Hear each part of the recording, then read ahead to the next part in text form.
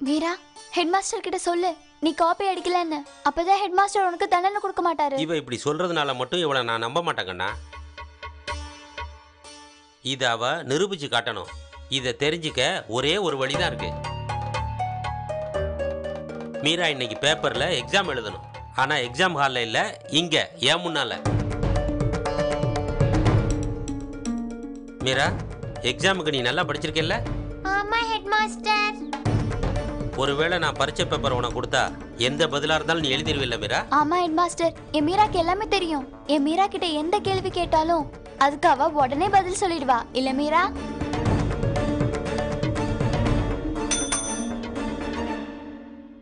Staff ரூம்க்கு போயிட்டு second கிளாஸோட மேக்ஸ் क्वेश्चन பேப்பர் எடுத்துட்டு வாப்பா.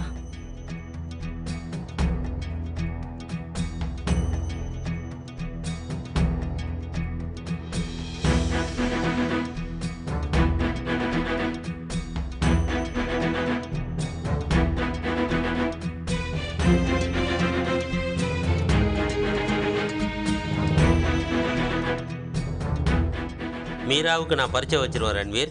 ஆனா உன் பரீட்சையை நீ பாதியில விட்டுட்டு வந்துட்டிய. இப்ப என்ன பண்ண போற? ரன்வீர், ஹெட் மாஸ்டர் என்ன சொல்றாரு?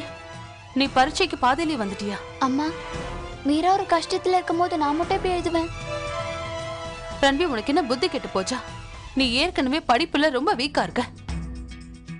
இப்போ எந்த வருஷமும்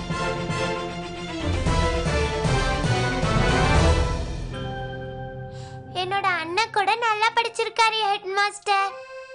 நீங்க அவரையே என் கூட உட்கார வச்சு எக்ஸாம் எழுத வைங்கள. உங்க மேல சத்தியம், அவர்கிட்ட நான் ஒரு வார்த்தை கூட பேச மாட்டேன், திரும்பி கூட பார்க்க மாட்டேன். நிஜமா? அப்படிலாம் பண்ண முடியாது. உங்களால புரிஞ்சுக்க முடியுதுல்ல ரத்னா? மீரா விஷயத்துல அவ தப்பு பண்ணாளா இல்லையான்றது எங்களுக்கு புரியல. ஆனா ரன்வீர் தெரிஞ்சும் பரீட்சை எழுதாம வெளியில வந்துட்டான். இது அவனுடைய தப்பு தான். எல்லாம் தெரிஞ்சிருந்தும் தப்பு பண்றவங்களை மன்னிக்கிறது தப்பு தானே ரத்னா? கேட்டல? ஹெட் மாஸ்டர் சொன்னதை கேட்டல? இங்கதான் எல்லாரும் இருக்காங்களே. ஹெட் மாஸ்டர் இருக்காரு, டீச்சர் இருக்காங்க. என்ன பண்ணணும்னு அவங்களுக்கு தெரியும். நீ பரீட்சையை விட்டு வர வேண்டிய அவசியம் என்ன வந்துச்சு? பாரு ரன்வி, உனக்கு இந்த வருஷமும் வீணா போயிடும். மீரா புத்திசாலி, அவ நல்லா படிச்சிருவா. அவளே காப்பாத்திக்குவா. ஆனா நீ என்ன பண்ணுவ?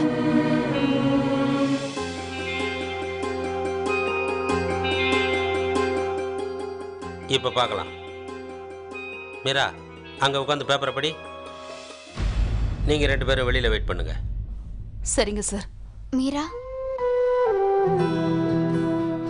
நல்லா எழுது. உனக்கு எல்லா பதிலும் தெரியும்ல?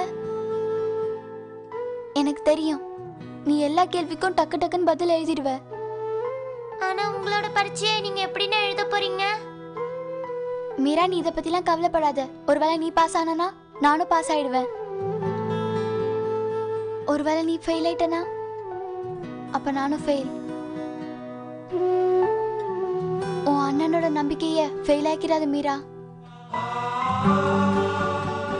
அப்படி என்னைக்கும் நடக்காதுன்னா? சரி போ மீரா, நீ போய் பரீட்சை எழுது.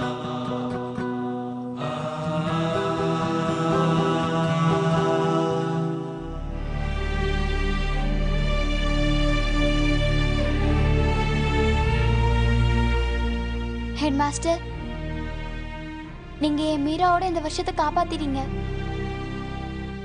அதுக்கு உங்களுக்கு ரொம்ப ரொம்ப நன்றி.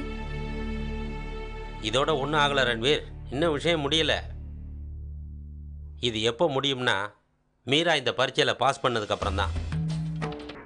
அப்போ தான் முடிவு பண்ண முடியும் மீரா காப்பி அடித்தாளா இல்லையான்னு.